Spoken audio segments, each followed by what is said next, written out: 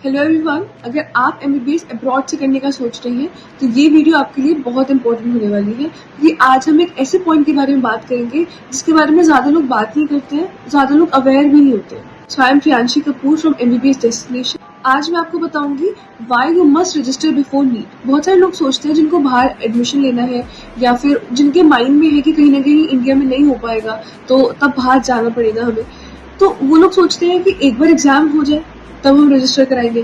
कितने लोग रिजल्ट का वेट करते हैं कि उसके बाद हम रजिस्टर कराएंगे, पर यहीं पर हमारी थिंकिंग रॉन्ग हो जाती है। बहुत ज्यादा जरूरत है कि हम इस चीज को समझें कि इतना लेट रजिस्टर कराने पे हमें कोई चीज मिल नहीं रही है, हम बस चीजों को खो रहे हैं। तो हम एक एक करके बात करते हैं कि क्या वो इम्पोर्टेंट पॉइंट्स है जिनके बारे में हमें सोचना चाहिए। सबसे इम्पोर्टेंट पॉइंट है बैच।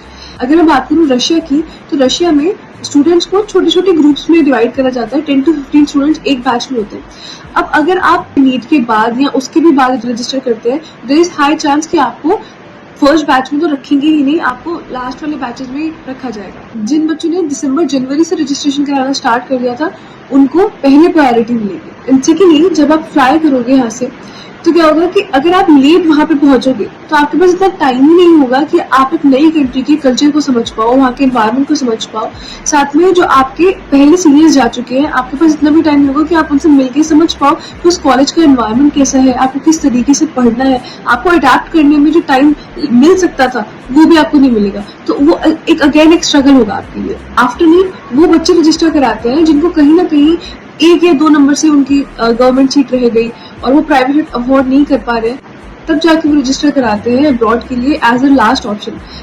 पर अगर आपको पहले से पता है कि आप उस लेवल तक नहीं पहुंच पा रहे हो तो आपको वो रजिस्टर पहले ही करा के रखना होता है, क्योंकि यूनिवर्सिटी डॉक्यूमेंटेशन में, सीट प्रोसेसिंग में, ये एलिजिबिलिटी क्राइटेरियाज में, इन सब में टाइम लगता है।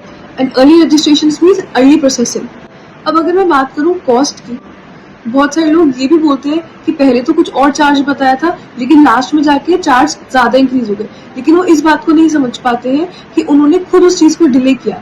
जब वो अर्ली रजिस्टर करते हैं तो चार्ज कम रहते हैं, but when the universities get flooded with the registration, तब जो प्राइस है वो ऑटोमेटिकली रेज हो जाता है। तो आपको उस सेम सीट के लिए अब ज्यादा प्राइस पे करना पड़ता है और कई बार हमें वो सेम कॉलेज और सीट को भी छोड़ना पड़ जाता है क्योंकि हम लास्ट में रजिस्टर करते हैं। थोड़ा सा एकोमोडेशन की बात करते हैं। अगर आप पहले रजिस्टर कर रहे हो तो आपके पास सफिशिएंट टाइम है, आप अपना एकोमोडेशन भी इजीली सिलेक्ट कर सकते हो।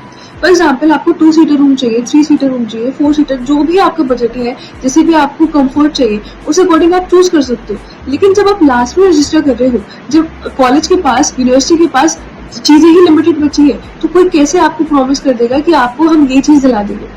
तो जो भी लास्ट में लेफ्ट ओवर चीज होती है वही आपको एक्सेप्ट करनी पड़ती है।